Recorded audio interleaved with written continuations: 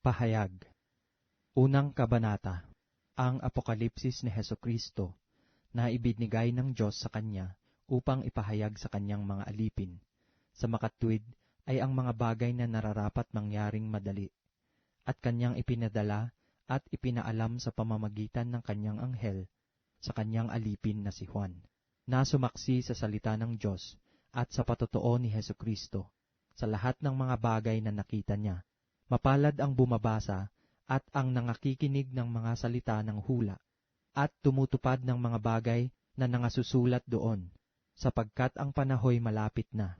Si Juan sa 7 iglesia na nasa Asya, biyaya ang sumainyo nawa, at kapayapaang mula doon sa kanya na ngayon, at nang nakaraan at darating, at mula sa 7 espiritu na nasa harapan ng kanyang luklukan, at mula kay Hesukristo na siyang saksing tapat, na panganay sa mga patay at pangulo ng mga hari sa lupa, doon sa umiibig sa atin at sa nagkalag sa atin sa ating mga kasalanan sa pamamagitan ng kanyang dugo, at ginawa tayong kaharian, mga saserdote sa kanyang Diyos at Ama.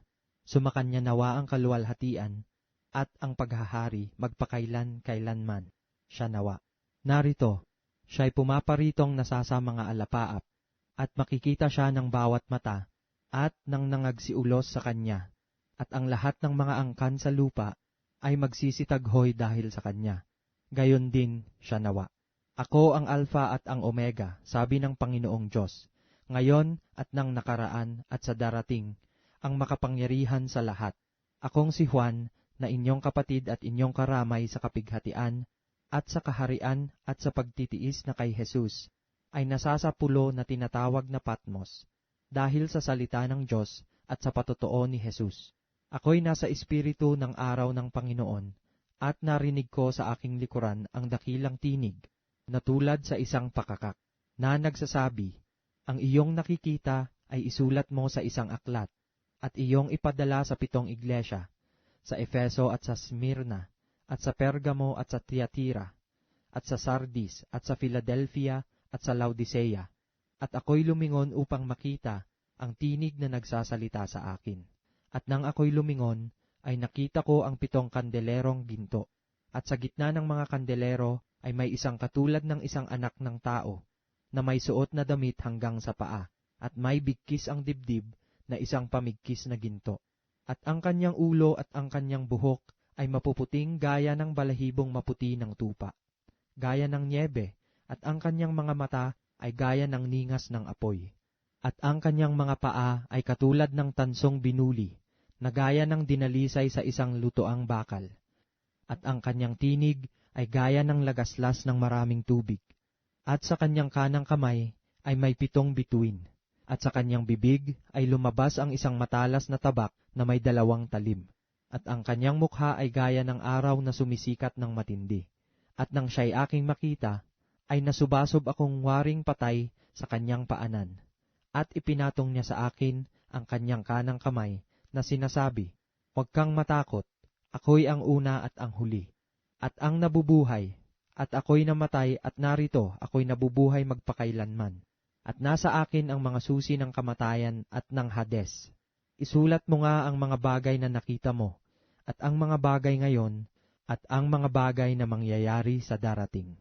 Ang hiwaga ng 7 bituin na iyong nakita sa aking kanang kamay at ng 7 kandelerong ginto. Ang 7 bituin ay ang mga anghel ng 7 iglesia, at ang 7 kandelero ay ang 7 iglesia. Ikalawang kabanata. Sa anghel ng iglesia sa Efeso ay isulat mo, ang mga bagay na ito ay sinasabi ng may hawak ng 7 bituin sa kanyang kanang kamay, na yaong lumalakad sa gitna ng 7 kandelerong ginto. Nalalaman ko ang iyong mga gawa, at ang iyong pagpapagal at pagtitiis, at hindi mo matiis ang masasamang tao, at sinubok mo ang mga nagpapanggap na apostol, at sila'y hindi gayon, at nasumpungan mo silang pawang bulaan, at may pagtitiis ka, at nagbata ka dahil sa aking pangalan, at hindi ka napagod. Ngunit mayroon akong laban sa iyo, na iyong iniwan ang iyong unang pag-ibig, kaya't alalahanin mo kung saan ka nahulog, at magsisi ka at gawin mo ang iyong mga unang gawa, o kung hindi ay paririyan ako sa iyo, at aalisin ko ang iyong kandelero sa kanyang kinalalagyan, maliban na magsisi ka. Ngunit ito'y nasa iyo, na iyong kinapupuutan ang mga gawa ng mga Nikolaita, na kinapupuutan ko naman. Ang may pakinig ay makinig sa sinasabi ng Espiritu sa mga iglesia. Ang magtatagumpay ay siya kung pakakanin ng punong kahoy ng buhay, na nasa paraiso ng Diyos. At sa anghel ng iglesia sa Smyrna ay isulat mo, ang mga bagay na ito ay sinasabi ng una at ng huli, na namatay at muling nabuhay. Nalalaman ko ang iyong kapighatian, at ang iyong kadukhaan, datapwat ikaw ay mayaman, at ang pamumusong ng mga nagsasabing sila'y mga Hudyo, at hindi sila gayon, kundi isang sinagoga ni Satanas. Huwag mong katakutan ang mga bagay na iyong malapit ng tiisin. Narito, malapit ng ilagay ng dyablo ang ilan sa inyo sa bilangguan, upang kayo'y masubok, at magkakaroon kayo ng kapighatiang 10 araw. Magtapat ka hanggang sa kamatayan, at bibigyan kita ng putong ng buhay. Ang may pakinig ay makinig sa sinasabi ng Espiritu sa mga iglesia. Ang magtagumpay ay hindi parurusahan ng ikalawang kamatayan. At sa anghel ng iglesia sa Pergamo ay isulat mo, ang mga bagay na ito ay sinasabi ng may matalas na tabak na may 2 talim. Nalalaman ko kung saan ka tumatahan, sa makatwid bagay sa kinaroroonan ng luklukan ni Satanas, at iniingatan mong matibay ang aking pangalan, at hindi mo ikinaila ang aking pananampalataya, kahit ng mga araw man ni Antipas na aking saksi, aking taong tapat, na pinatay sa gitna ninyo, na tinatahanan ni Satanas. Datapwat mayroon akong ilang bagay na laban sayo, sapagkat mayroon ka diyang ilan na nanghahawak sa aral ni Balaam, na siyang nagturo kay Balak na maglagay ng katisuran sa harapan ng mga anak ni Israel, upang magsikain ng mga bagay na inihahain sa mga Diyos-Diyosan at makiapid. Gayon din naman na mayroon kang ilan na nanghahawak sa aral ng mga Nikolaita. Magsisi ka nga, o kung hindi ay madaling paririyan ako sa iyo at babakahin ko sila ng tabak ng aking bibig. Ang may pakinig ay makinig sa sinasabi ng Espiritu sa mga iglesia.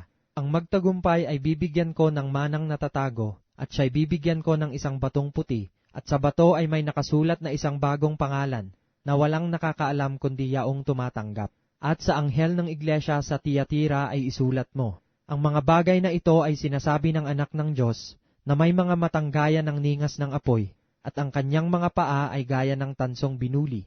Nalalaman ko ang iyong mga gawa, at ang iyong pag-ibig, at pananampalataya, at ministeryo, at pagtitiis, at ang iyong mga huling gawa ay higit kaysa mga una. Datapwat mayroon akong laban sa iyo, na pinahintulutan mo ang babaeng si Jezebel, na nagpapanggap na propetisa, at siya'y nagtuturo at humihikayat sa aking mga lingkod, upang makiapid, at kumain ng mga bagay, na inihahain sa mga Diyos-Diyosan. At binigyan ko siya ng panahon upang makapagsisi, at siya'y ayaw magsisi sa kanyang pakikiapid. Narito, akin siyang iniraratay sa higaan, at ang mga nakikiapid sa kanya sa malaking kapighatian, maliban na kung sila'y magsisipagsisi sa kanyang mga gawa. At papatayin ko ng salot ang kanyang mga anak, at malalaman ng lahat ng mga iglesia na ako'y yaong sumasaliksik ng mga pag-iisip at ng mga puso, at bibigyan ko ang bawat isa sa inyo ng ayon sa inyong mga gawa. Datapwat sinasabi ko sa inyo, sa mga iba na nasa Tiatira, sa lahat ng walang aral na ito, na hindi nakakaalam ng malalalim na bagay ni Satanas, gaya ng sinasabi nila, hindi na ako magpapasan sa inyo ng ibang pasan. Gayon may ang nasa inyo ay panghawakan ninyong matibay hanggang ako'y pumarian, at ang magtagumpay at tumupad ng aking mga gawa hanggang sa katapusan ay bibigyan ko ng kapamahalaan sa mga bansa, at sila'y paghaharian niya sa pamamagitan ng isang panghampas na bakal, gaya ng pagkadurog ng mga sisidlang lupa, ng magpapalayok, gaya naman ng tinanggap ko sa aking ama. At sa kanya'y ibibigay ko ang tala sa umaga. Ang may pakinig ay makinig sa sinasabi ng Espiritu sa mga iglesia.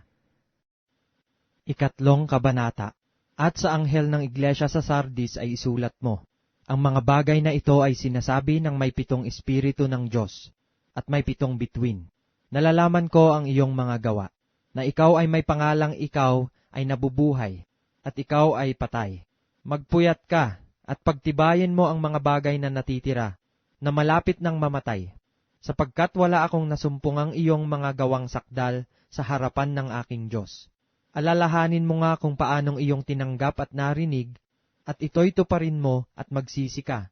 Kaya't kung hindi ka magpupuyat, ay paririyan akong gaya ng magnanakaw, at hindi mo malalaman kung anong panahon paririyan ako sa iyo. Ngunit mayroon kang ilang pangalan sa Sardis na hindi nangagdumi ng kanilang mga damit, at sila'y kasama kong magsisilakad na may mga damit na maputi, sapagkat sila'y karapat-dapat. Ang magtagumpay ay daramtang gayon ng mga maputing damit, at hindi ko papawiin sa anumang paraan ang kanyang pangalan sa aklat ng buhay. At ipahahayag ko ang kanyang pangalan sa harapan ng aking Ama at sa harapan ng kanyang mga anghel. Ang may pakinig ay makinig sa sinasabi ng Espiritu sa mga iglesia. At sa anghel ng iglesia sa Philadelphia ay isulat mo, ang mga bagay na ito ay sinasabi ng banal, niyaong totoo, niyaong may susi ni David, niyaong nagbubukas at di mailalapat ng sinuman, at naglalapat at di maibubukas ng sinuman. Nalalaman ko ang iyong mga gawa. Narito, inilagay ko sa harapan mo ang isang pintuang bukas, na di mailalapat ng sinuman, na ikaw ay may kaunting kapangyarihan, at tinupad mo ang aking salita, at hindi mo ikinaila ang aking pangalan. Narito, ibinibigay ko sa sinagoga ni Satanas ang mga nagsasabing sila'y mga Hudyo at sila'y hindi, kundi nangagbubulaan. Narito, sila'y aking papariyanin at pasasambahin sa harap ng iyong mga paa, at nang maalamang ikaw ay aking inibig, sapagkat tinupad mo ang salita ng aking pagtitiis. Ikaw naman ay aking iingatan sa panahon ng pagsubok na darating sa buong sanglibutan, upang subukin ang mga nananahan sa ibabaw ng lupa. Ako'y dumarating na madali, panghawakan mong matibay ang nasa iyo, upang huwag kunin ng sinuman ang iyong putong. Ang magtagumpay ay gagawin kong haligi sa templo ng aking Diyos, at hindi na siya'y lalabas pa doon, at isusulat ko sa kanya ang pangalan ng aking Diyos, at ang pangalan ng bayan ng aking Diyos, ang bagong Jerusalem, na mananaog buhat sa langit mula sa aking Diyos, at ang aking sariling bagong pangalan. Ang may pakinig ay makinig sa sinasabi ng Espiritu sa mga iglesia, at sa anghel ng iglesia ng Laodicea ay isulat mo, ang mga bagay na ito ay sinasabi ng siya nawa, ng saksing tapat at totoo, ng pasimula ng paglalang ng Diyos. Nalalaman ko ang iyong mga gawa, na ikaw ay hindi malamig o mainit man. Ibig ko sanang ikaw ay malamig o mainit. Kaya sapagkat ikaw ay malahininga at hindi mainit o malamig man, ay isusuka kita sa aking bibig. Sapagkat sinasabi mo, ako'y mayaman at nagkamit ng kayamanan at hindi ako nangangailangan ng anuman at hindi mo nalalamang ikaw ang aba at maralita at dukha at bulag at hubad. Ipinapayo ko sa iyo na ikaw ay bumili sa akin ng gintong dinalisay ng apoy, upang ikaw ay yumaman, at ng mapuputing damit upang iyong maisuot, at upang huwag mahayag ang iyong kahihiyang kahubaran, at ng pangpahid sa mata, na ipahid mo sa iyong mga mata, upang ikaw ay makakita. Ang lahat kong iniibig ay aking sinasaway at pinarurusahan. Ikaw nga'y magsikap at magsisi. Narito, ako'y nakatayo sa pintuan at tumutuktok. Kung ang sino man ay duminig ng aking tinig at magbukas ng pinto, ako'y papasok sa kanya, at hahapong kasalo niya, at siya'y kasalo ko. Ang magtagumpay ay aking pagkakaloobang umupong kasama ko sa aking luklukan, gaya ko naman na nagtagumpay, at umupong kasama ng aking Ama sa kanyang luklukan. Ang may pakinig ay makinig sa sinasabi ng Espiritu sa mga iglesia. Ika-4 na kabanata. Pagkatapos ng mga bagay na ito ay tumingin ako, at narito ang isang pintong bukas sa langit, at ang unang tinig na aking narinig, na gaya ng sa pakakak, na nakikipag-usap sa akin, ay sa isang nagsasabi, umakyat ka rito, at ipakikita ko sa iyo ang mga bagay na dapat mangyari sa haharapin. Pagdakay na pa sa espiritu ako, at narito may isang luklukang nalalagay sa langit, at sa ibabaw ng luklukan ay may isang nakaupo. At ang nakaupo ay katulad ng isang batong haspe at isang sardyo, at naliligid ng isang bahaghari na tulad sa anyo ng isang esmeralda. At sa palibot ng luklukan ay may 24 na luklukan. At sa mga luklukan ay nakita kong nangakaupo ang 24 na matatanda, na nadaramtan ng mapuputing damit, at sa kanilang mga ulo ay may mga putong na ginto. At mula sa luklukan ay may lumalabas na kidlat, at mga tinig at mga kulog. At may 7 ilawang apoy na mga nagliliyab sa harapan ng luklukan na siyang 7 espiritu ng Diyos. At sa harapan ng luklukan ay wari na may isang dagat na bubog na katulad ng salamin. At sa gitna ng luklukan at sa palibot ng luklukan ay may 4 na nilalang na buhay na puno ng mga mata sa harapan at sa likuran. At ang unang nilalang ay katulad ng isang leon, at ang ikalawang nilalang ay katulad ng isang guyang baka, at ang ikatlong nilalang ay may mukhang katulad ng isang tao, at ang ika-4 na nilalang ay katulad ng isang agila na lumilipad. At ang 4 na nilalang na buhay, na may 6 na pakpak bawat isa sa kanila, ay mga puno ng mata sa palibot at sa loob, at sila'y walang pahinga araw at gabi, na nagsasabi, Banal, banal, banal ang Panginoong Diyos, ang makapangyarihan sa lahat, na nabuhay at nabubuhay at siyang darating. At pagka ang mga nilalang na buhay ay nangagpupuri at nangagpapangaral at nangagpapasalamat sa nakaupo sa luklukan, doon sa nabubuhay magpakailan-kailanman. Ang 24 na matatanda ay mangagpapatira pa sa harapan ni Yaong nakaupo sa luklukan, at mangagsisisamba doon sa nabubuhay magpakailan-kailanman. At ilalagay ang kanilang putong sa harap ng luklukan na nangagsasabi, Marapat ka, O Panginoon namin at Diyos namin, na tumanggap ng kaluwalhatian at ng kapurihan at ng kapangyarihan, sapagkat nilikha mo ang lahat ng mga bagay, at dahil sa iyong kalooban ay nangagsilitaw at nangalikha. 5 kabanata. At nakita ko sa kanang kamay ni Yaong nakaupo sa luklukan ang isang aklat na may sulat sa loob at sa labas, na tinatakang mahigpit ng 7 tatak. At nakakita ako ng isang malakas na anghel na nagtatanyag ng malakas na tinig. Sinong karapat-dapat magbukas ng aklat at magtanggal ng mga tatak nito? At sino man sa langit o sa ibabaw man ng lupa o sa ilalim man ng lupa ay hindi makapagbukas ng aklat o makatingin man. At ako'y umiyak na mainam, sapagkat hindi nakasumpong ng sino mang marapat magbukas ng aklat o makatingin man. At sinabi sa akin ng isa sa matatanda, Huwag kang umiyak, narito ang leon sa angkan ni Juda, ang ugat ni David, ay nagtagumpay upang magbukas ng aklat at ng 7 tatak nito. At nakita ko sa gitna ng luklukan at ng 4 na nilalang na buhay, at sa gitna ng matatanda, ang isang kordero na nakatayo, na wari ay pinatay, na may 7 sungay at 7 mata, na siyang 7 espiritu ng Diyos, na sinugo sa buong lupa. At siya'y lumapit at kinuha ang aklat sa kanang kamay ni Yaong nakaupo sa luklukan. At pagkakuha niya ng aklat, ang 4 na nilalang na buhay at ang 24 na matatanda ay nangagpatira pa sa harapan ng kordero, na ang bawat isa'y may alpa, at mga mangkok na ginto na puno ng kamangyan, na siyang mga panalangin ng mga banal. At sila'y nangag-aawitan ng isang bagong awit, na nagsasabi, Ikaw ang karapat-dapat na kumuha ng aklat, at magbukas ng mga tatak nito, sapagkat ikaw ay pinatay, at binili mo sa Diyos ng iyong dugo, ang mga tao sa bawat angkan at wika at bayan at bansa. At sila'y iyong ginawang kaharian at mga saserdote sa aming Diyos, at sila'y nangaghahari sa ibabaw ng lupa. At nakita ko at narinig ko ang tinig ng maraming mga anghel sa palibot ng luklukan at ng mga nilalang na buhay at ng matatanda, at ang bilang nila ay 10,000 tigsa 10,000 at libo-libo, na nangagsasabi ng malakas na tinig.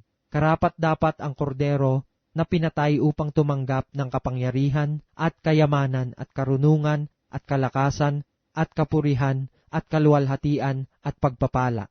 At ang bawat bagay na nilalang na nasa langit at nasa ibabaw ng lupa at nasa ilalim ng lupa at nasa ibabaw ng dagat at lahat ng mga bagay na nasa mga ito ay narinig kong nangagsasabi, Sa kanya na nakaupo sa luklukan at sa kordero ay ang pagpapala at kapurihan at kaluwalhatian at paghahari magpakailan-kailanman. At ang 4 na nilalang na buhay ay nagsabi, Siya nawa, at ang matatanda ay nangagpatira pa at nangagsisamba. 6 kabanata. At nakita ko nang buksan ng kordero ang isa sa 7 tatak, at narinig ko sa isa sa 4 na nilalang na buhay, na nagsalitang gaya ng tunog ng kulog, Halika, at tumingin ako at narito ang isang kabayong maputi, at Yaong nakasakay dito ay may isang busog, at binigyan siya ng isang putong, at siya'y yumaong nagtatagumpay at upang magtagumpay. At nang buksan niya ang ikalawang tatak, ay narinig ko sa ikalawang nilalang na buhay na sinasabi, "Halika." At may lumabas na ibang kabayo, na kabayong mapula, at ang nakasakay dito ay pinagkaloobang mag-alis sa lupa ng kapayapaan, at upang mangagpatayan ang isa't isa, at binigyan siya ng isang malaking tabak. At nang buksan niya ang ikatlong tatak, ay narinig ko sa ikatlong nilalang na buhay na nagsasabi, "Halika." At tumingin ako at narito ang isang kabayong maitim, at yaong nakasakay dito ay may isang timbangan sa kanyang kamay. At narinig ko ang gaya ng isang tinig sa gitna ng apat na nilalang na buhay, at nagsasabi, "Sa isang denaryo ay isang takal na trigo, at sa isang denaryo ay 3 takal na sebada, at huwag mong ipahamak ang langis at ang alak." At nang buksan niya ang ikaapat na tatak, ay narinig ko ang tinig ng ikaapat na nilalang na buhay na nagsasabi, "Halika." At tumingin ako, at narito ang isang kabayong maputla, at ang nakasakay dito ay may pangalang Kamatayan, at ang Hades ay sumusunod sa kanya, at siya'y pinagkalooban ng kapamahalaan sa ikaapat na bahagi ng lupa, na pumatay sa pamamagitan ng tabak, at ng gutom at ng salot, at ng mga ganid na hayop sa lupa. At nang buksan niya ang ikalimang tatak, ay nakita ko sa ilalim ng dambana ang mga kaluluwa ng mga pinatay dahil sa salita ng Diyos, at dahil sa patutuong sumakanila. At sila'y sumigaw ng tinig na malakas na nagsasabi, "Hanggang kailan, O Panginoong banal at totoo, hindi mo hahatulan at ipaghihiganti ang aming dugo sa mga nananahan sa ibabaw ng lupa?" At binigyan ang bawat isa sa kanila ng isang maputing balabal, at sa kanila'y sinabi na mangagpahinga pa ng kaunting panahon, hanggang sa maganap ang bilang ng kanilang mga kapwa alipin at ng kanilang mga kapatid na mga papatayin na manggaya nila. At nakita ko nang buksan niya ang ika-6 na tatak, at nagkaroon ng malakas na lindol, at ang araw ay umitim, na gaya ng isang magaspang na kayong buhok na maitim, at ang buong buwan ay naging gaya ng dugo, at ang mga bituin sa langit ay nangahulog sa lupa, gaya ng puno ng igos, na isinasambulat ang kanyang mga bungang bubot pagka hinahampas ng malakas na hangin. At ang langit ay nahawi na gaya ng isang lulong aklat kung nalulon. At ang bawat bundok at pulo ay naalis sa kanilang kinatatayuan. At ang mga hari sa lupa, at ang mga prinsipe, at ang mga pangulong kapitan, at ang mayayaman, at ang mga makapangyarihan, at ang bawat alipin, at ang bawat laya, ay nagsipagtago sa mga yungib, at sa mga bato sa mga bundok. At sinasabi nila sa mga bundok at sa mga bato, "Mahulog kayo sa amin, at kami iyong itago sa mukha noong nakaupo sa luklukan, at sa galit ng kordero. Sapagkat dumating na ang dakilang araw ng kanilang kagalitan, at sino ang makakatayo?" Ikapitong kabanata. At pagkatapos nito ay nakita ko ang 4 na anghel na nakatayo sa 4 na sulok ng lupa, na pinipigil ang 4 na hangin ng lupa, upang huwag humihip ang hangin sa lupa, o sa dagat man, o sa anumang punong kahoy. At nakita ko ang ibang anghel na umaakyat mula sa sikatan ng araw. Nataglay ang tatak ng Diyos na buhay. At siya'y sumigaw ng tinig na malakas sa 4 na anghel na pinagkaloobang maipahamak ang lupa at ang dagat, na nagsasabi, "Huwag ninyong ipahamak ang lupa, kahit ang dagat, kahit ang mga punong kahoy, hanggang sa aming matatakan sa kanilang mga noo ang mga alipin ng ating Diyos." At narinig ko ang bilang ng mga natatakan, na 144,000 na natatakan sa bawat angkan ng mga anak ni Israel. Sa angkan ni Juda ay 12,000 ang tinatakan. Sa angkan ni Ruben ay 12,000. Sa angkan ni Gad ay 12,000. Sa angkan ni Aser ay 12,000. Sa angkan ni Neftali ay 12,000. Sa angkan ni Manases ay 12,000. Sa angkan ni Simeon ay 12,000. Sa angkan ni Levi ay 12,000. Sa angkan ni Isakar ay 12,000. Sa angkan ni Zabulon ay 12,000. Sa angkan ni Jose ay 12,000. Sa angkan ni Benjamin ay 12,000 ang tinatakan. Pagkatapos ng mga bagay na ito ay tumingin ako, at narito ang isang lubhang karamihan na di mabilang ng sinuman, na mula sa bawat bansa at lahat ng mga angkan at mga bayan at mga wika, na nakatayo sa harapan ng luklukan at sa harapan ng kordero, na nangadaramtan ng mapuputing damit at may mga palma sa kanilang mga kamay. At nagsisigawan ng tinig na malakas na nangagsasabi, "Ang pagliligtas ay sumaaming Diyos na nakaupo sa luklukan at sa kordero." At ang lahat ng mga anghel ay nangakatayo sa palibot ng luklukan at ng matatanda at ng 4 na nilalang na buhay, at sila'y nangagpatira pa sa harapan ng luklukan at nangagsisamba sa Diyos, na nangagsasabi siya nawa, pagpapala at kaluwalhatian at karunungan at pagpapasalamat at karangalan at kapangyarihan at kalakasan nawa ang sumaaming Diyos magpakailan-kailanman, siya nawa. At sumagot ang isa sa matatanda na, nagsasabi sa akin, ang mga ito na nangadaramtan ng mapuputing damit ay sino-sino at saan nagsipanggaling.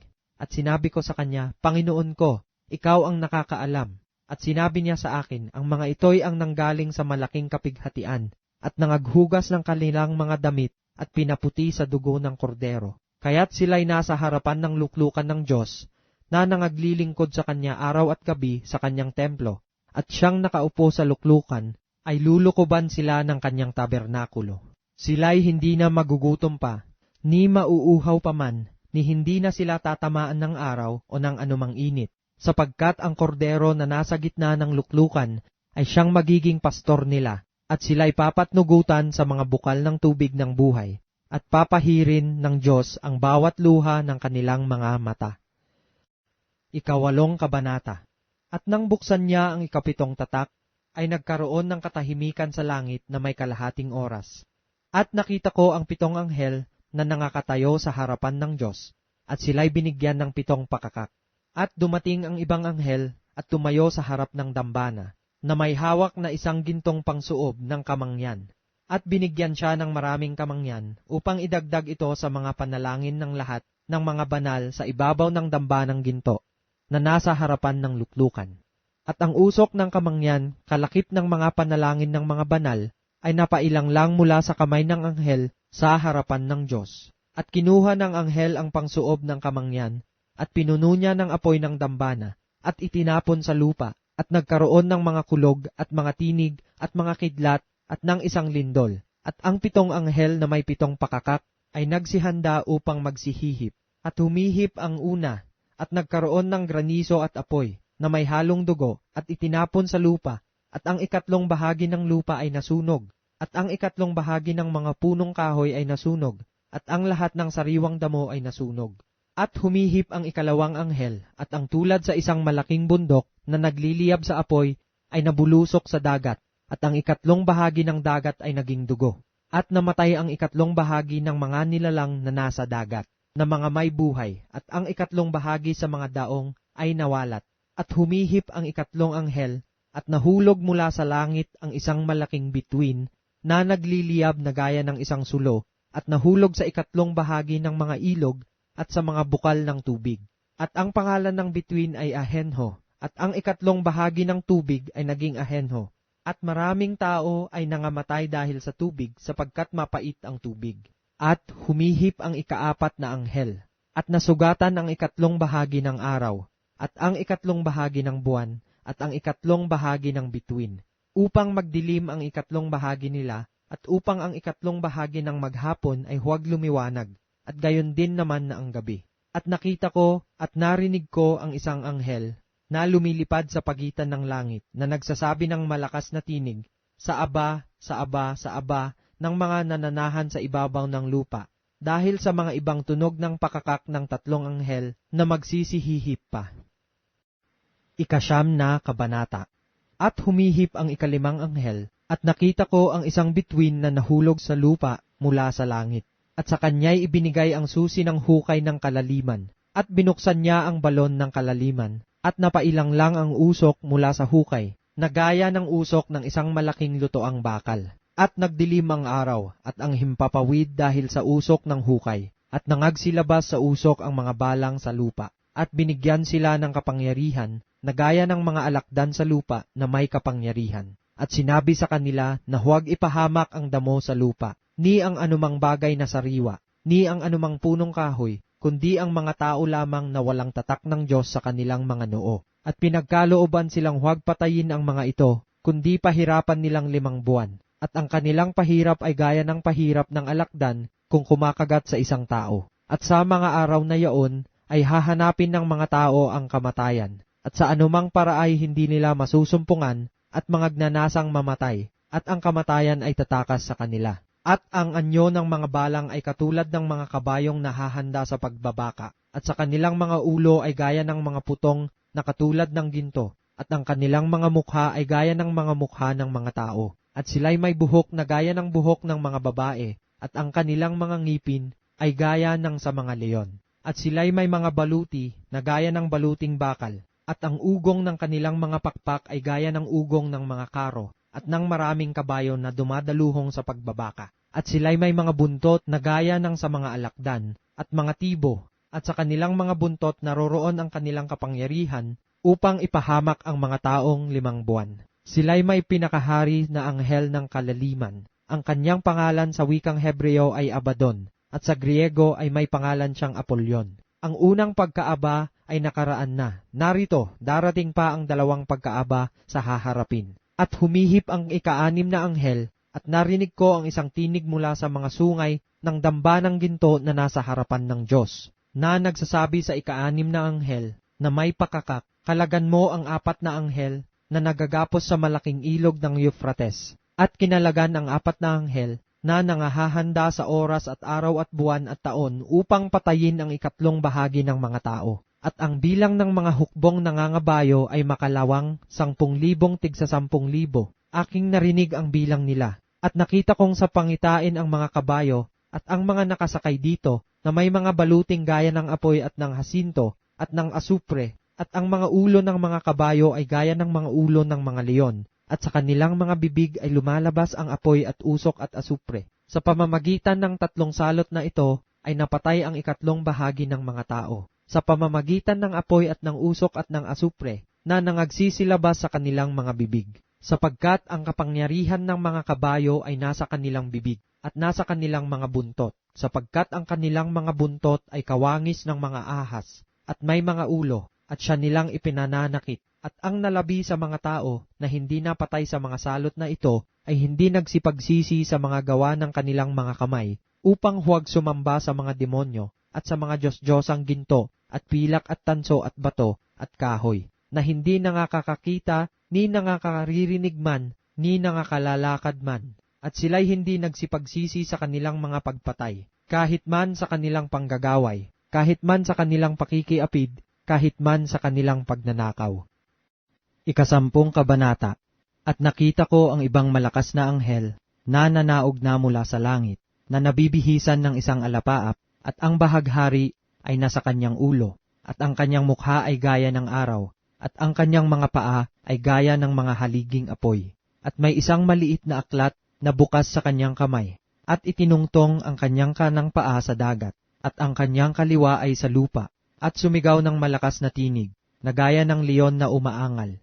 At pagkasigaw niya, ay ang 7 kulog ay umugong, at pagkaugong ng 7 kulog, ay isusulat ko sana, at narinig ko ang isang tinig mula sa langit, na nagsasabi, tatakan mo ang mga bagay na sinalita ng 7 kulog, at huwag mong isulat. At ang anghel na aking nakita na nakatayo sa ibabaw ng dagat, at sa ibabaw ng lupa, ay itinaas ang kanyang kanang kamay sa langit, at ipinanumpa yaong nabubuhay magpakailan-kailanman, na lumalang ng langit at ng mga bagay na naroroon, at ng lupa at ng mga bagay na naririto, at ng dagat at ng mga bagay na naririto, na hindi na magluluwat ang panahon, kundi sa mga araw ng tinig ng 7 anghel, pagkamalapit ng siya'y humihip, kung magkagayoy ganap na ang hiwaga ng Diyos, ayon sa mabubuting balita na kanyang isinaysay sa kanyang mga alipin na mga propeta.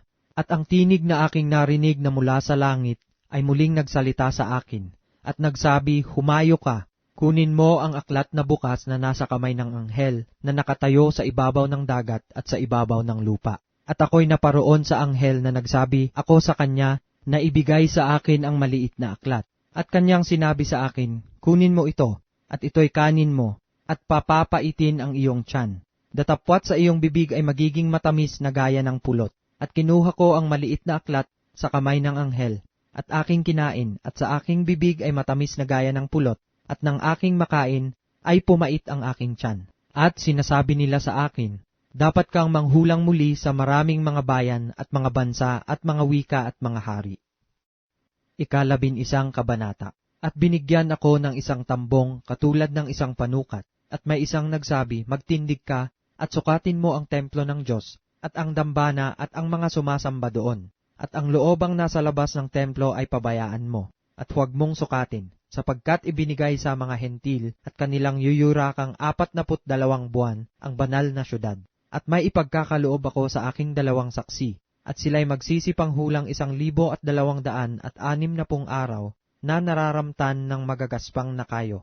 Ang mga ito'y ang 2 punong olibo at ang 2 kandelero na nangakatayo sa harapan ng Panginoon ng lupa. At kung nasain ng sinuman na sila'y ipahamak, ay apoy ang lumalabas sa kanilang bibig at lumalamon sa kanilang mga kaaway. At kung nasain ng sinuman na sila'y ipahamak, ay kailangan ang mamatay sa ganitong paraan. Ang mga ito'y may kapangyarihang magsara ng langit upang huwag umulan sa loob ng mga araw ng kanilang hula, at may kapangyarihan sila sa mga tubig na mapaging dugo, at mapahirapan ang lupa ng bawat salot sa tuwing kanilang nasain. At pagka natapos nila ang kanilang patotoo, ang hayop na umahon mula sa kalaliman ay babaka sa kanila, at pagtatagumpayan sila at sila'y papatayin.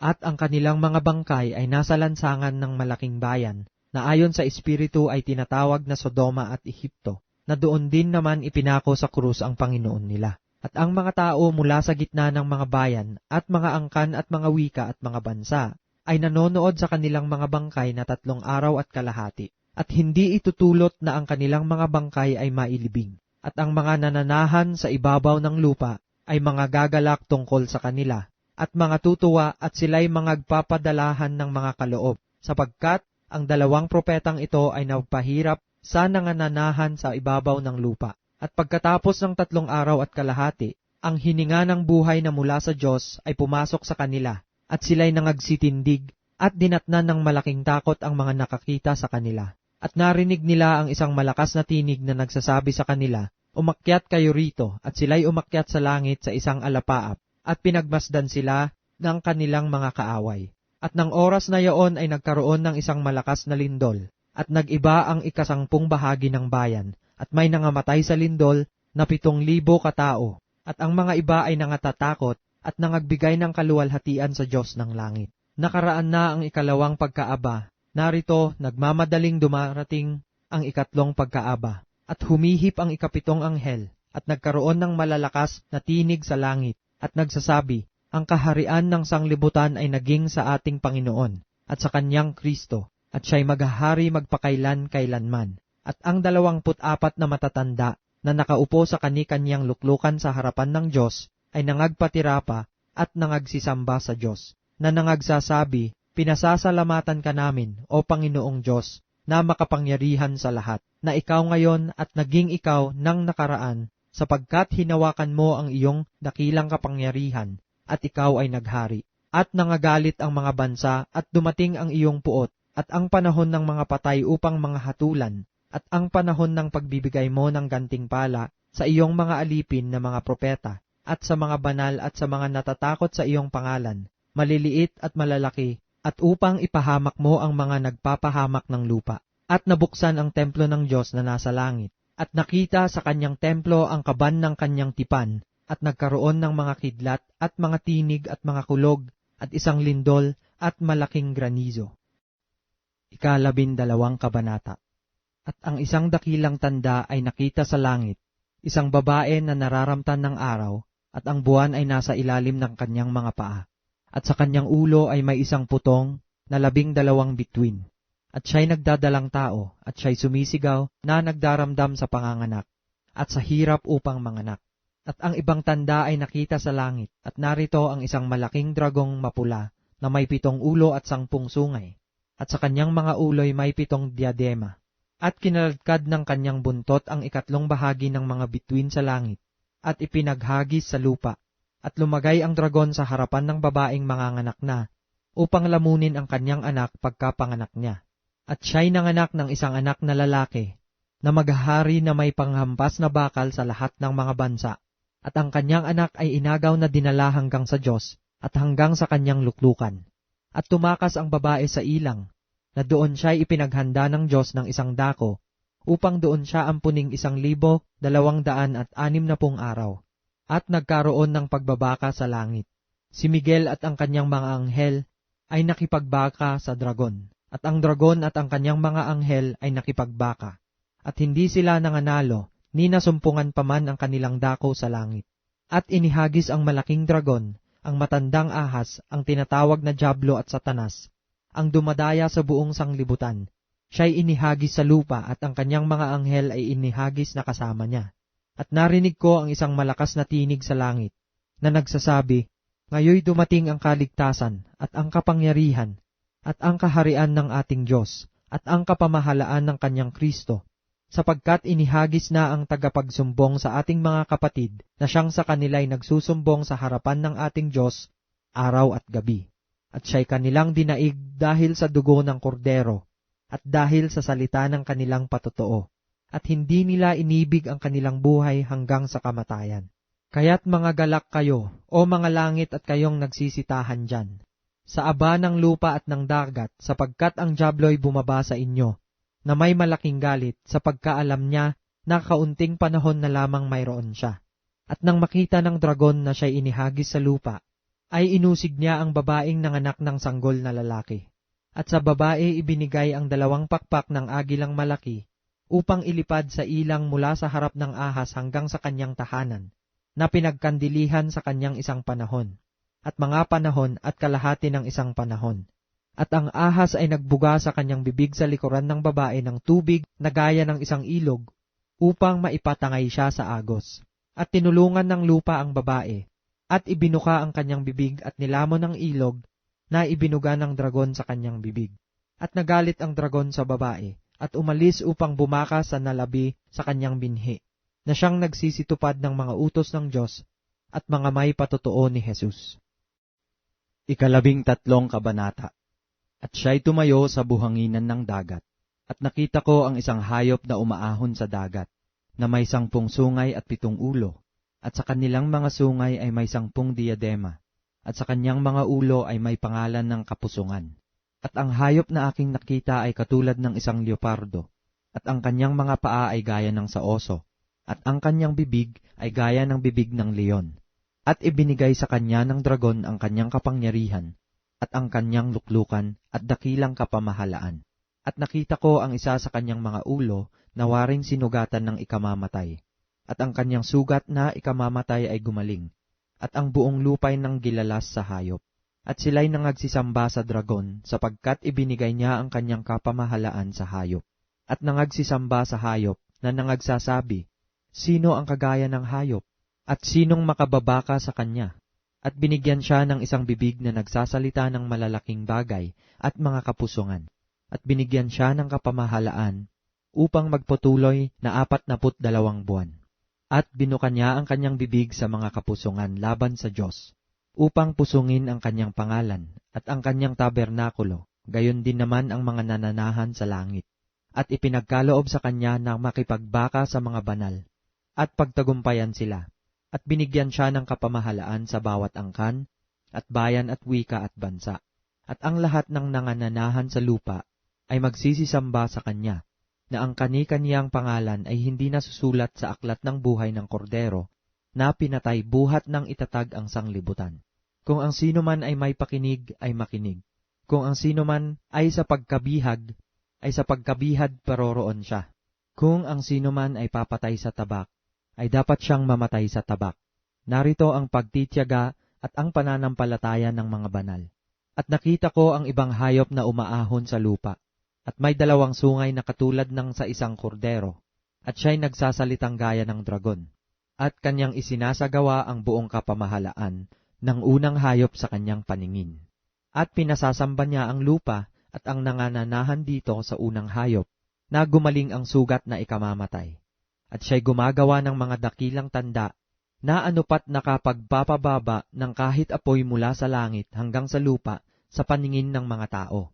At nadadaya niya ang mga nananahan sa lupa dahil sa mga tanda na sa kanya'y ipinagkaloob na magawa sa paningin ng hayop, na sinasabi sa mga nananahan sa lupa na dapat silang gumawa ng isang larawan ng hayop na mayroon ng sugat ng tabak at nabuhay.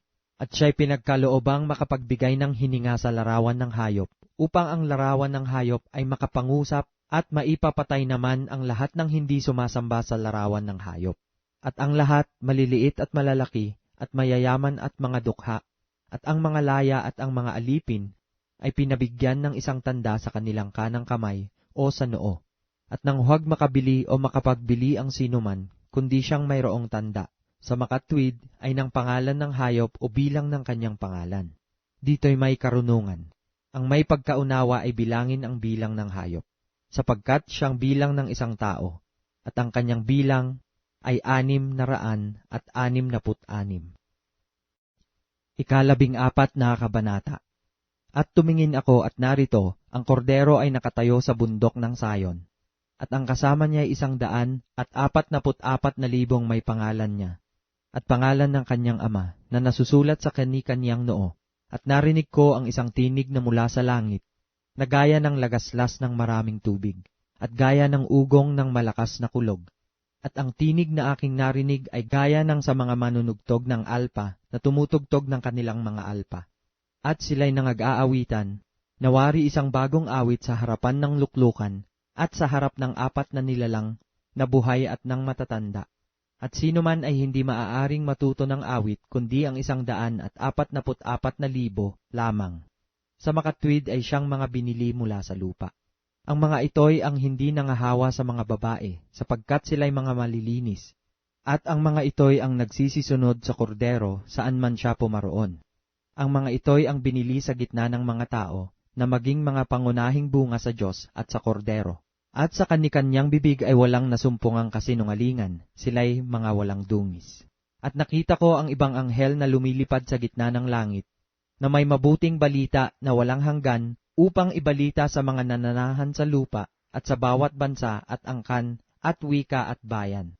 At sinasabi niya ng malakas na tinig, matakot kayo sa Diyos at magbigay kaluwalhatian sa Kanya, sapagkat dumating ang panahon ng Kanyang paghatol. At magsisamba kayo sa gumawa ng langit at ng lupa at ng dagat at ng mga bukal ng tubig. At ang iba, ang pangalawang anghel, ay sumunod na nagsasabi, Naguho, naguho ang dakilang Babilonya, na siyang nagpainom sa lahat na bansa ng alak ng kagalitan ng kanyang pakikiapid.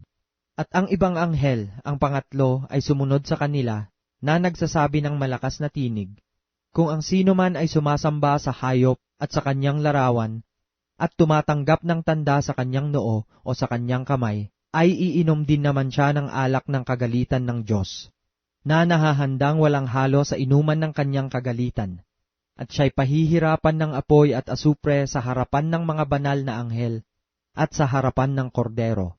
At ang usok ng harap nila ay nagpaiilang lang, magpakailan-kailanman. At sila'y walang kapahingahan araw at gabi. Silang mga nagsisisamba sa hayop at sa kanyang larawan, at sino mang tumatanggap ng tanda ng kanyang pangalan. Narito ang pagtsatsaga ng mga banal, ng mga nagsisitupad ng mga utos ng Diyos at ng pananampalataya kay Jesus. At narinig ko ang isang tinig na mula sa langit na nagsasabi, Isulat mo, mapapalad ang mga patay na nangamatay sa Panginoon mula ngayon. Oo, sinasabi ng Espiritu, upang sila'y mangagpahinga sa kanilang mga gawa, sapagkat ang kanilang mga gawa ay sumusunod sa kanila. At nakita ko at narito ang isang alapaap na maputi, at nakita ko na nakaupo sa alapaap ang isang katulad ng isang anak ng tao, na sa kanyang uloy may isang putong na ginto, at sa kanyang kamay ay may isang panggapas na matalas. At lumabas ang ibang anghel sa templo na sumisigaw ng malakas na tinig, doon sa nakaupo sa alapaap, Ihulog mo ang iyong panggapas at gumapas ka, sapagkat dumating ang oras ng paggapas, sapagkat ang aanihin sa lupa ay hinog na. At inihagis ng nakaupo sa alapaap ang kanyang panggapas sa lupa, at ang lupa ay nagapasan. At lumabas ang ibang anghel sa templong nasa langit, na may panggapas din namang matalas. At ang ibang anghel ay lumabas sa dambana, na siyang may kapangyarihan sa apoy, at tinawagan ng malakas na tinig yaong may panggapas na matalas, na sinasabi, Ihulog mo ang iyong panggapas na matalas, at putihin mo ang mga buwig sa ubasan sa lupa, sapagkat ang kanyang mga ubas ay mga hinog na. At inihagis ng anghel ang kanyang panggapas sa lupa, at pinuti ang mga ubas sa lupa, at inihagis sa pisaan ng ubas, sa malaking pisaan ng kagalitan ng Diyos. At nayurakan ang pisaan ng ubas sa labas ng bayan, at lumabas sa pisaan ng ubas ang dugo, na umapaw hanggang sa mga preno ng mga kabayo, sa lawak ng 1,600 estadyo. 15 kabanata. At nakita ko ang ibang tanda sa langit, dakila at kagilagilalas. 7 anghel na may 7 salot na siyang mga panghuli, sapagkat sa mga yaoy magaganap ang kagalitan ng Diyos. At nakita ko ang gaya ng isang dagat na bubog na may halong apoy. At iyong nangagtagumpay sa hayop at sa kanyang larawan at sa bilang ng kanyang pangalan, ay nangakatayo sa tabi ng dagat na bubog na may mga alpa ng Diyos. At inaawit nila ang awit ni Moises na alipin ng Diyos at ang awit ng Kordero, na sinasabi, mga dakila at kagilagilalas ang iyong mga gawa, o Panginoong Diyos, na makapangyarihan sa lahat. Matuwid at tunay ang iyong mga daan, ikaw na hari ng mga bansa. Sinong hindi matatakot, o Panginoon, at luluwalhatiin ang iyong pangalan, sapagkat ikaw lamang ang banal, sapagkat ang lahat ng mga bansa ay darating at magsisisamba sa harapan mo, sapagkat ang iyong mga matuwid na gawa ay nangahayag. At pagkatapos ng mga bagay na ito ay tumingin ako, at ang santuaryo ng tabernakulo ng patotoo sa langit ay nabuksan. At sa santuaryo ay nagsilabas ang 7 anghel na may 7 salot, na nararamtan ng mahalagang bato, tunay at makintab, at nangabibigkisan ng gintong pamigkis ang kanilang mga dibdib. At isa sa 4 na nilalang na buhay ay nagbigay sa 7 anghel ng 7 mangkok na ginto na puno ng kagalitan ng Diyos, na siyang nabubuhay magpakailan-kailanman. At napuno ng usok ang santuaryo mula sa kaluwalhatian ng Diyos at sa kanyang kapangyarihan. At sino man ay hindi nakapasok sa santuaryo hanggang sa matapos ang 7 salot ng 7 anghel. 16 na kabanata. At narinig ko ang isang malakas na tinig na mula sa santuaryo, na nagsasabi sa 7 anghel, humayo kayo at ibuhos ninyo ang 7 mangkok ng kagalitan ng Diyos sa lupa. At humayo ang una, at ibinuhos ang kanyang mangkok sa lupa, at naging sugat na masama at mabigat sa mga taong may tanda ng hayop na yaon, at nangagsisamba sa kanyang larawan. At ibinuhos ng ikalawa ang kanyang mangkok sa dagat, at naging dugo na gaya ng isang patay. At bawat kaluluwang may buhay, sa makatwid ay ang nangasa dagat, ay nangamatay. At ibinuhos ng ikatlo ang kanyang mangkok sa mga ilog at sa mga bukal ng tubig, at nangaging dugo. At narinig ko ang anghel ng tubig na nagsasabi, matuwid ka na ngayon at nang nakaraan, o banal, sapagkat humatol ka na gayon. Sapagkat ibinuhos nila ang dugo ng mga banal at ng mga propeta, at pinainom mo sila ng dugo. Ito'y karapat-dapat sa kanila. At narinig ko ang dambana na nagsasabi, oo, o Panginoong Diyos, na makapangyarihan sa lahat, tunay at matuwid ang iyong mga hatol. At ibinuhos ng ika-4 ang kanyang mangkok sa araw, at ibinigay nito sa kanya nang masunog ng apoy ang mga tao. At nangasunog ang mga tao sa matinding init, at sila'y namusong sa pangalan ng Diyos na may kapangyarihan sa mga salot na ito, at hindi sila nangagsisi upang siya'y luwalhatiin. At ibinuhos ng ika-5 ang kanyang mangkok sa luklukan ng hayop na yaon, at nagdilim ang kanyang kaharian, at nginatngat nila ang kanilang mga dila dahil sa hirap, at sila'y namusong sa Diyos ng langit dahil sa kanilang mga hirap at sa kanilang mga sugat, at hindi sila nangagsisi sa kanilang mga gawa. At ibinuhos ng ika-6 ang kanyang mangkok sa malaking ilog na Euphrates, at natuyo ang tubig nito, upang mahanda ang dadaanan ng mga haring mula sa sikatan ng araw. At nakita kong lumabas sa bibig ng dragon, at sa bibig ng hayop, at sa bibig ng bulaang propeta ang 3 espiritong karumal-dumal, na gaya ng mga palaka, sapagkat sila'y mga espiritu ng mga demonyo, na nagsisigawa ng mga tanda, na pinaparoonan nila ang mga hari sa buong sanglibutan, upang tipunin sa pagbabaka sa dakilang araw ng Diyos, na makapangyarihan sa lahat. Narito, ako'y pumaparitong gaya ng magnanakaw. Mapalad siyang nagpupuyat at nag-iingat ng kanyang mga damit, na baka siya'y lumakad na hubad at makita nila ang kanyang kahihiyan. At tinipon sila sa dako na sa Hebreo ay tinatawag na Armageddon. At ibinuhos ng ika-7 ang kanyang mangkok sa hangin, at lumabas sa santuaryo ang isang malakas na tinig, mula sa luklukan na nagsasabi, nagawa na. At nagkaroon ng mga kidlat, at mga tinig, at mga kulog, at nagkaroon ng malakas na lindol, na di nangyari kailanman mula nang magkatao sa lupa. Isang lindol na lubhang malakas, lubhang kakilakilabot. At ang dakilang bayan ay nabahagi sa 3. At ang mga bayan ng mga bansa ay nangaguho, at ang dakilang Babilonya ay napag-alaala sa paningin ng Diyos. upang siya'y bigyan ng inuman ng alak ng kabagsikan ng kanyang kagalitan. At tumakas ang bawat pulo, at ang mga bundok ay hindi nangasumpungan. At malaking graniso na kasing laki ng talento ay lumagpak sa mga tao buhat sa langit, at namusong ang mga tao sa Diyos dahil sa salot na graniso, sapagkat ang salot na ito ay lubhang malaki. 17 kabanata. At dumating ang isa sa 7 anghel na may 7 mangkok, at nagsalita sa akin, na nagsasabi, pumarito ka. Ipakikita ko sa iyo ang hatol sa bantog na patutot na nakaupo sa maraming tubig, na siyang pinakiapiran ng mga hari sa lupa, at ang mga nananahan sa lupa ay nalasing sa alak ng kanyang pakikiapid. At ako'y kanyang dinalang nasa espiritu sa isang ilang, at nakita ko ang isang babae na nakasakay sa isang hayop na pula, na puno ng mga pangalang pamumusong, na may 7 ulo at 10 sungay. At nararamtan ang babae ng kulay ube at ng pula, at nahihiyasan ng ginto at ng mga mahahalagang bato at mga perlas. Nasa kanyang kamay ay may isang sarong ginto na puno ng mga kasuklam-suklam at ng mga bagay na marurumi ng kanyang pakikiapid. At sa kanyang noo ay nakasulat ang isang pangalan, Hiwaga, Dakilang Babilonya, ina ng mga patutot at ng mga kasuklam-suklam sa lupa. At nakita ko ang babae na lasing sa dugo ng mga banal, at sa dugo ng mga martir ni Jesus. At nang aking makita siya, ay nanggilalas ako ng malaking panggigilalas. At sinabi sa akin ng anghel, bakit ka nanggigilalas? Sasabihin ko sa iyo ang hiwaga ng babae, at ng hayop na sinasakyan niya, na may 7 ulo at 10 sungay. At ang hayop na nakita mo ay naging siya, at wala na, at malapit nang umahon sa kalaliman at patungo sa kapahamakan. At silang mga nananahan sa lupa ay manggigilalas na ang kanilang pangalan ay hindi nakasulat sa aklat ng buhay mula nang itatag ang sanglibutan, pagkakita nila sa hayop kung paano naging siya at wala na, at darating. Narito ang pag-iisip na may karunungan. Ang 7 ulo ay 7 bundok na kinauupuan ng babae. At sila'y 7 hari, ang 5 ay nangabuwal, ang isa'y narito, at ang isa hindi pa dumarating.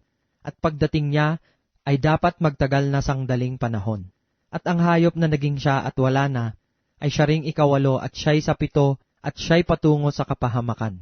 At ang 10 sungay na iyong nakita ay 10 hari, na hindi pa nagsisitanggap ng kaharian, datapwat magsisitanggap sila ng kapamahalaang paghahari na 1 oras na kasama ng hayop. Ang mga ito ay may isang kaisipan, at ibinibigay nila ang kanilang kapangyarihan at kapamahalaan sa hayop. Makikipagbaka ang mga ito laban sa kordero, na sila'y dadaigin ng kordero, sapagkat siya'y Panginoon ng mga Panginoon at Hari ng mga hari, at ng mga kasama niya, na mga tinawag at mga pili at mga tapat ay nananaig din. At sinabi niya sa akin, ang tubig na iyong nakita, na kinauupuan ng patutot, ay mga bayan, at mga karamihan, at mga bansa at mga wika. At ang 10 sungay na iyong nakita at ang hayop, ay siyang nangapupuot sa patutot, at siya'y pababayaan, at huhubaran, at kakanin ang kanyang laman, at siya'y lubos na susupukin ng apoy. Sapagkat inilagay ng Diyos sa kanilang mga puso na gawin ang kanyang kaisipan, at mangagkaisa ng kaisipan, at ibigay ang kanilang kaharian sa hayop, hanggang sa maganap ang mga salita ng Diyos. At ang babae na iyong nakita ay ang dakilang bayan, na naghahari sa mga hari sa lupa. 18 kabanata. Pagkatapos ng mga bagay na ito ay nakita ko ang ibang anghel na nananaog mula sa langit, na may dakilang kapamahalaan, at ang lupa ay naliwanagan ng kanyang kaluwalhatian. At siya'y sumigaw ng malakas na tinig, na nagsasabi, Naguho, naguho ang dakilang Babilonya, at naging tahanan ng mga demonyo, at kulungan ng bawat espiritong karumal-dumal, at kulungan ng bawat karumal-dumal at kasuklam-suklam na mga ibon. Sapagkat dahil sa alak ng galit ng kanyang pakikiapid, ay nangaguho ang lahat ng mga bansa, at ang mga hari sa lupa ay nangakiapid sa kanya. At ang mga mangangalakal sa lupa ay nagsiyaman dahil sa kapangyarihan ng kanyang kalayawan. At narinig ko ang ibang tinig na mula sa langit na nagsasabi, Mangagsilabas kayo sa kanya, bayan ko, upang huwag kayong mangaramay sa kanyang mga kasalanan, at huwag kayong magsitanggap ng kanyang mga salot, sapagkat ang kanyang mga kasalanan ay umabot hanggang sa langit, at naaalaala ng Diyos ang kanyang mga katampalasanan. Ibigay din ninyo ang ayon sa ibinigay niya sa inyo, at ibayuhin ninyo ng ibayo sa kanyang mga gawa, sa sarong kanyang pinaghaluan, ay ipaghalo ninyo siya ng ibayo. Kung gaano ang pagkakapagmapuri at pagkapamuhay na malayaw, ay gayon din naman ang ibigay ninyo sa kanyang pahirap at pagluluksa. Sapagkat sinasabi niya sa kanyang puso, ako'y nakaupong reyna, at hindi ako bao, at hindi ko makikita kailanman ang pagluluksa. Kaya't darating sa isang araw ang mga salot sa kanya, kamatayan at pagluluksa at gutom, at siya'y lubos na susunugin sa apoy, sapagkat malakas ang Panginoong Diyos na humatol sa kanya. At ang mga hari sa lupa, na nangakiapid at nangabuhay na malayaw na kasama niya, ay mangagsisiiyak at mangagsisitaghoy tungkol sa kanya, pagkakita nila ng usok ng kanyang pagkasunog, at nangakatayo sa malayo dahil sa takot sa pahirap sa kanya, na nangagsasabi, sa aba ng dakilang bayang Babilonya, ng bayang matibay, sapagkat sa isang oras ay dumating ang hatol sa iyo, at ang mga mangangalakal sa lupa ay mangagsisiiyak at mangagluluksa tungkol sa kanya, sapagkat wala nang bibili pa ng kanyang kalakal, ng kalakal na ginto at pilak, at mahalagang bato, at mga perlas at mainam na lino, at kayong kulay ube at sutla, at kayong pula, at sari-saring mababangong kahoy, at bawat kasangkapang garing, at bawat kasangkapang mahalagang kahoy, at tanso at bakal at marmol, at kanela at espesyas, at insyenso, at ungwento, at kamangyan at alak at langis at mainam na harina at trigo at mga baka at mga tupa at kalakal na mga kabayo at mga karo at mga alipin at mga kaluluwa ng mga tao. At ang mga bungang pinipita mo ay nangapalayo sa iyo, at lahat ng mga bagay na maiinam at mariringal ay nangalipol sa iyo at hindi na mga susumpungan pa. Ang mga mangangalakal ng mga bagay na ito na nangagsiyaman dahil sa kanya ay mangagsisitayo sa malayo dahil sa takot sa pahirap sa kanya, na nagsisiiyak at nagsisipagluksa, na nangagsasabi sa aba, ni yaong dakilang bayan, siya na nararamtan ng mahalagang lino at ng kayong kulay ube at pula, at napapalamutihan ng ginto at ng mahalagang bato at ng perlas, sapagkat sa loob ng isang oras ay nalipol ang gayong malaking kayamanan, at bawat pinunong daong, at bawat naglalayag sa anmang dako, at ang mga mangdaragat, at lahat ng nagsisipaghanap buhay sa dagat ay nangakatayo sa malayo, at nangagsisigaw pagkakita sa usok ng kanyang pagkasunog, na nangagsasabi anong bayan ang katulad ng dakilang bayan, at sila'y nangagbubuhos ng alabok sa kanilang mga ulo, at nagsisigawan, na nag-iiyakan at nagtataghuyan, na nangagsasabi sa aba, ang dakilang bayan, na siyang iniyaman ng lahat na may mga daong sa dagat, dahil sa kanyang mga kayamanan, sapagkat sa loob ng isang oras ay nalipol. Magalak ka tungkol sa kanya o langit, at kayong mga banal, at kayong mga apostol at kayong mga propeta, sapagkat inihatol ng Diyos ang inyong hatol sa kanya, at dinampot ng isang anghel na malakas ang isang bato, na gaya ng isang malaking gilingang bato, at inihagis sa dagat na sinasabi, gayon sa isang kakilakilabot na pagkahulog, igigiba ang Babilonya, ang dakilang bayan, at hindi na masusumpungan pa. At ang tinig ng mga manunugtog ng alpa at ng mga musiko at ng mga manunugtog ng plauta at ng mga manunugtog ng pakakak ay hindi na maririnig pa sa iyo, at wala nang manggagawa ng anumang gawa ay masusumpungan pa sa iyo, at ang ugong ng gilingan ay hindi na maririnig pa sa iyo, at ang ilaw ng ilawan ay hindi na liliwanag pa sa iyo, at ang tinig ng kasintahang lalaki at ng kasintahang babae ay hindi na maririnig pa sa iyo, sapagkat ang mga mangangalakal mo ay naging mga pangulo sa lupa, sapagkat dinaya ng iyong panggagaway ang lahat ng mga bansa, at nasumpungan sa kanya ang dugo ng mga propeta at ng mga banal, at ng lahat ng mga pinatay sa lupa. 19 na kabanata. Pagkatapos ng mga bagay na ito ay narinig ko ang gaya ng isang malaking tinig ng isang makapal na karamihan sa langit, na nagsasabi, Alleluia!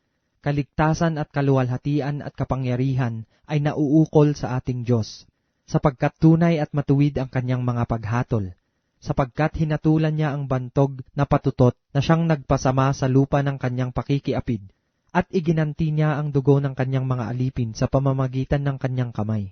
At sila'y muling nangagsabi, Alleluia! At ang usok niya ay napaiilang lang magpakailan-kailanman. At nangagpatira pa ang 24 na matatanda, at ang 4 na nilalang na buhay, at nangagsisamba sa Diyos na nakaupo sa luklukan, na nangagsasabi, Siya nawa, Alleluia! At lumabas ang isang tinig sa luklukan na nagsasabi, Purihin ninyo ang ating Diyos, ninyong lahat na mga lingkod niya, ninyong lahat na mga natatakot sa Kanya, maliliit at malalaki. At narinig ko ang gaya ng isang tinig ng isang makapal na karamihan, at gaya ng lagaslas ng maraming tubig, at gaya ng ugong ng malalakas na kulog na nagsasabi, Alleluia! Sapagkat naghahari ang Panginoong ating Diyos na makapangyarihan sa lahat.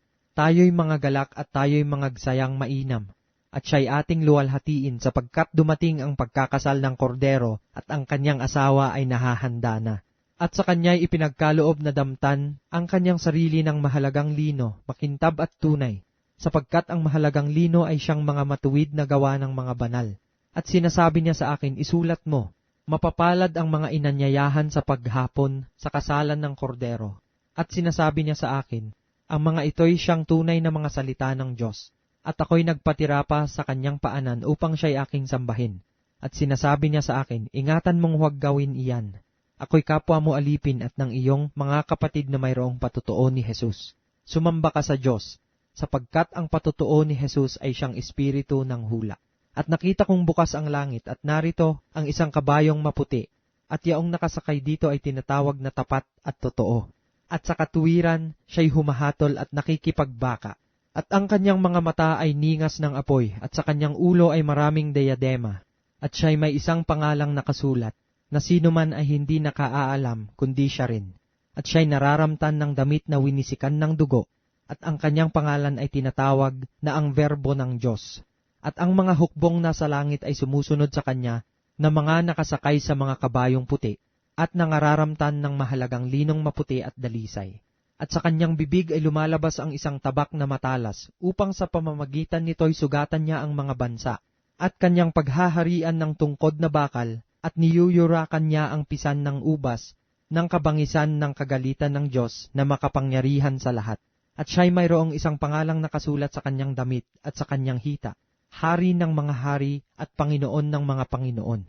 At nakita kong nakatayo ang isang anghel sa araw, na siya'y sumisigaw ng malakas na tinig, na nagsasabi sa lahat ng mga ibong lumilipad sa gitna ng himpapawid, Hali kayo at magkatipon sa dakilang hapunan ng Diyos, upang kayo'y makakain ng laman ng mga hari at ng laman ng mga pangulong kapitan, at ng laman ng mga taong makapangyarihan, at ng laman ng mga kabayo at ng mga nakasakay dito, at ng laman ng lahat ng mga taong laya at mga alipin man, at maliliit at malalaki. At nakita ko ang hayop at ang mga hari sa lupa at ang kanilang mga hukbo na nangagkakatipon upang makipagbaka laban doon sa nakasakay sa kabayo at laban sa kanyang hukbo.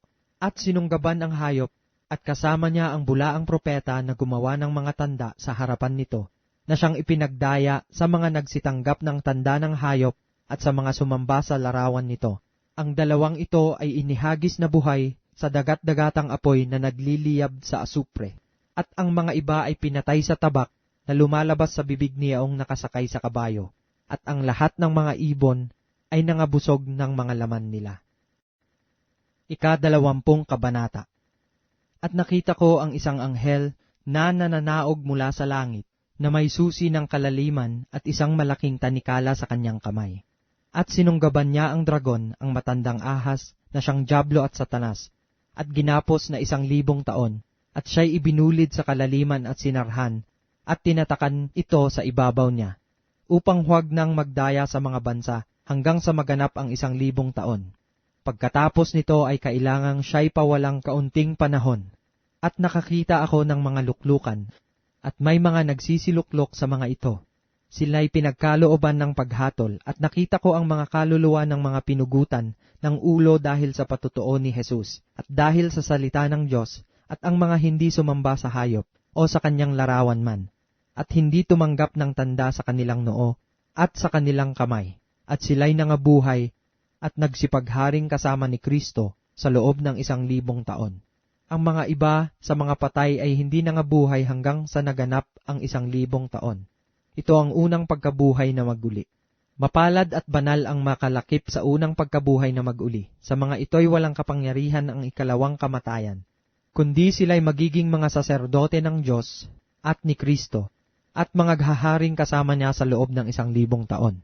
At kung maganap na ang 1,000 taon, si Satanas ay kakalagan sa kanyang bilangguan at lalabas upang dumaya sa mga bansa na nasa 4 na sulok ng lupa, sa Gog at sa Magog, upang tipunin sila sa pagbabaka, na ang bilang nila ay gaya ng buhangin sa dagat. At nangagsipanhik sila sa kalaparan ng lupa, at kinubkob ang kampamento ng mga banal at ang bayang iniibig, at bumaba ang apoy mula sa langit, at sila'y nasupok. At ang dyablo na dumaya sa kanila ay ibinulid sa dagat-dagatang apoy at asupre, na kinaroroonan din naman ng hayop at ng bulaang propeta. At sila'y pahihirapan araw at gabi magpakailan-kailanman. At nakita ko ang isang malaking luklukang maputi, at ang nakaluklok doon, na sa kanyang harapan ang lupa at ang langit ay tumakas, at walang nasumpungang kalalagyan nila. At nakita ko ang mga patay, malalaki at maliliit, na nangakatayo sa harapan ng luklukan, at nangabuksan ang mga aklat at nabuksan ang ibang aklat, na siyang aklat ng buhay, at ang mga patay ay hinatulan ayon sa mga bagay na nasusulat sa mga aklat, ayon sa kanilang mga gawa. At ibinigay ng dagat ang mga patay na nasa kanya, at ibinigay ng kamatayan at ng Hades ang mga patay na nasa kanila, at sila'y hinatulan bawat tao ayon sa kani-kanyang mga gawa. At ang kamatayan at ang Hades ay ibinulid sa dagat-dagatang apoy. Ito ang ikalawang kamatayan. Sa makatuwid ay ang dagat-dagatang apoy. At kung ang sino man ay hindi nasumpungang nakasulat sa aklat ng buhay, ay ibinulid sa dagat-dagatang apoy. 21 Kabanata. At nakita ko ang isang bagong langit at ang isang bagong lupa, sapagkat ang unang langit at ang unang lupa ay naparam, at ang dagat ay wala na. At nakita ko ang bayang banal, ang bagong Jerusalem, na nananaog mula sa langit buhat sa Diyos, na nahahandang gaya ng isang babaeng kasintahan, na nagagayakang talaga sa kanyang asawa. At narinig ko ang isang malakas na tinig na mula sa luklukan, na nagsasabi, "Narito, ang tabernakulo ng Diyos ay nasa mga tao, at siya'y mananahan sa kanila, at sila'y magiging mga bayan niya, at ang Diyos din ay sasa kanila, at magiging Diyos nila. At papahirin niya ang bawat luha sa kanilang mga mata, at hindi na magkakaroon ng kamatayan, hindi na magkakaroon pa ng dalamhati, o ng pananambitan man, o ng hirap pa man. Ang mga bagay ng una ay naparam na." At yaong nakaluklok sa luklukan ay nagsabi, "Narito, ginagawa kong bago ang lahat ng mga bagay." At sinabi niya, "Isulat mo, sapagkat ang mga salitang ito ay tapat at tunay."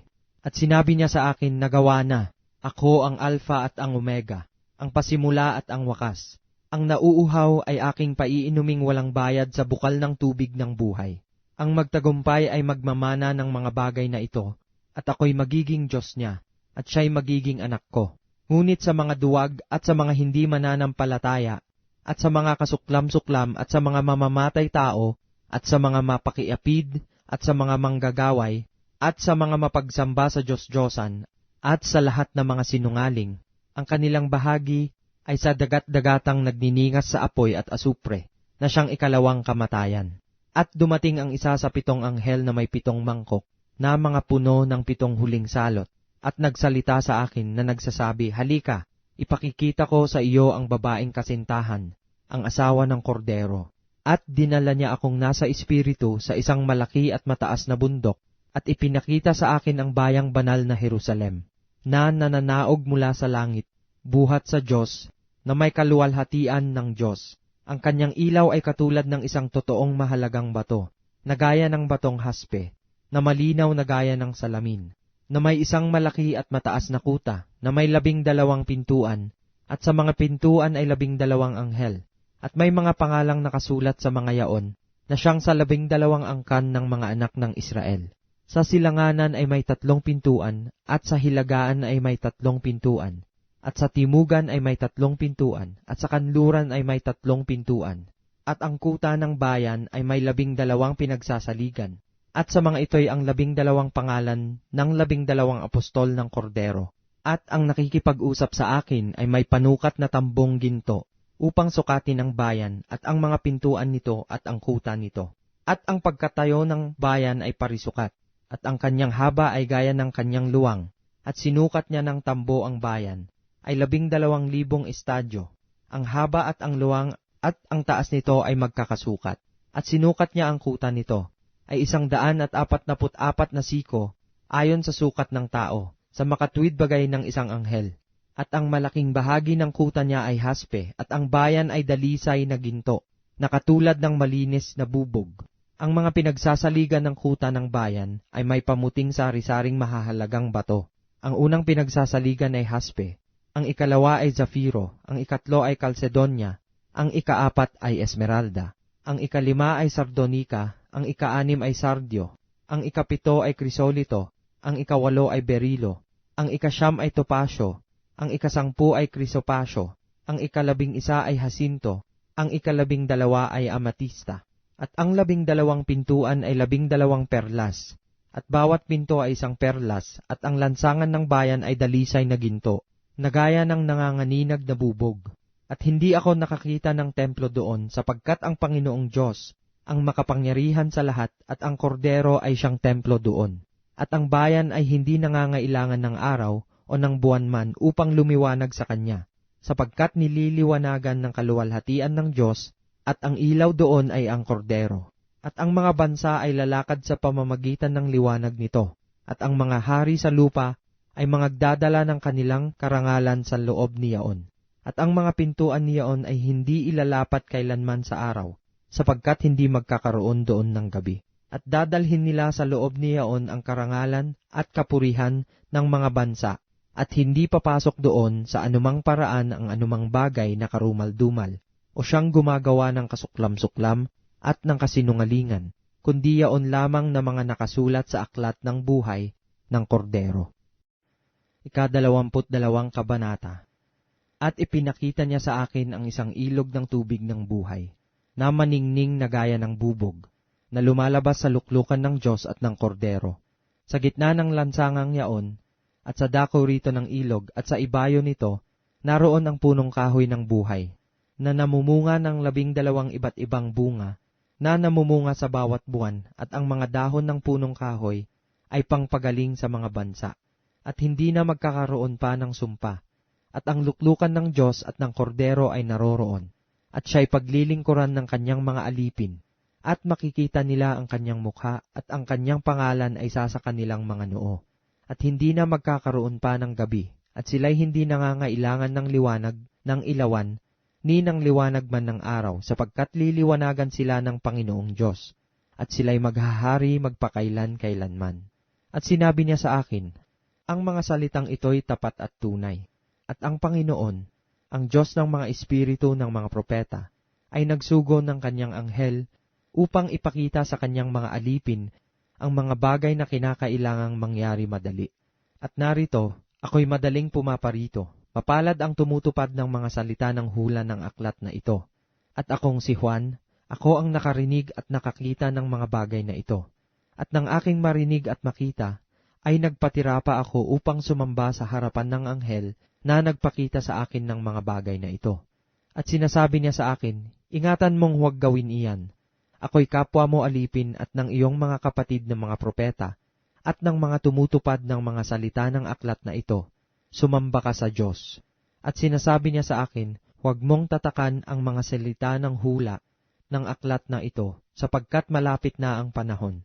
Ang liko ay magpakaliko pa, at ang marumi ay magpakarumi pa, at ang matuwid ay magpakatuwid pa, at ang banal ay magpakabanal pa. Narito ako'y madaling pumaparito, at ang aking gantimpala ay nasa akin, upang bigyan ng kagantihan ang bawat isa ayon sa kanyang gawa. Ako ang Alpha at ang Omega, at ang una at ang huli, ang pasimula at ang wakas. Mapapalad ang nangaghuhugas ng kanilang damit, upang sila'y magkaroon ng karapatan sa punong kahoy ng buhay, at makapasok sa bayan sa pamamagitan ng mga pintuan. Na nga sa labas ang mga aso, at ang mga manggagaway, at ang mga mapakiapid, at ang mga mamamatay tao, at ang mga mapagsamba sa Diyos-Diyosan, at ang bawat nag-iibig at gumagawa ng kasinungalingan. Akong si Jesus ay nagsugo ng aking anghel upang sa inyo'y magpatotoo ng mga bagay na ito sa mga iglesia. Ako ang ugat at ang supling ni David, ang maningning na tala sa umaga.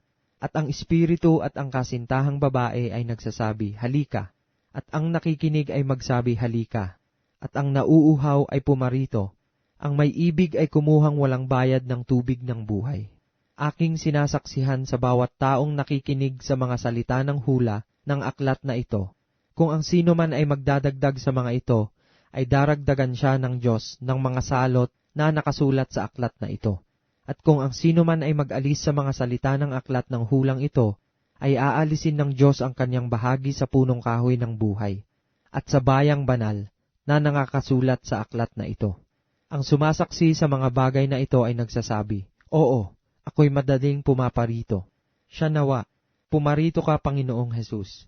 Ang biyaya ng Panginoong Hesus ay mapasa mga banal nawa. Siya nawa.